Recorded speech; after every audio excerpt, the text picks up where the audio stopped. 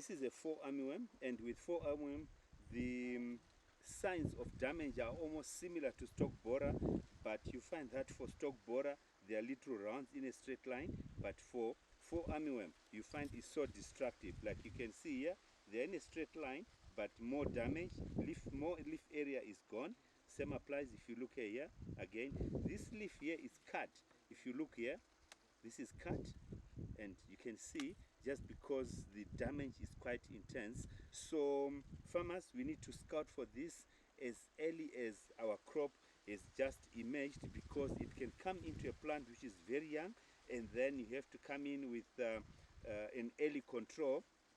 You keep controlling until your crop gets to even tasseling stage. The best way is there's Ecotrex. That's a granular chemical or pesticide which you put on the funnel, the growing point. So when you put it there, because the tendency of this worm here is so smart and very clever.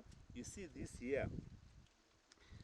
This is excrete. What it does is when it's eating, when it's feeding from the growing point, it excretes, and this excrete here covers the back of the worm. It forms a layer, and when you spray, it means the chemical does not get to the worm, so it keeps destroying your crop. So the earlier you come in, it leaves 5 stages: Insta 1, Insta 2, Insta 3, Insta 4, Insta 5.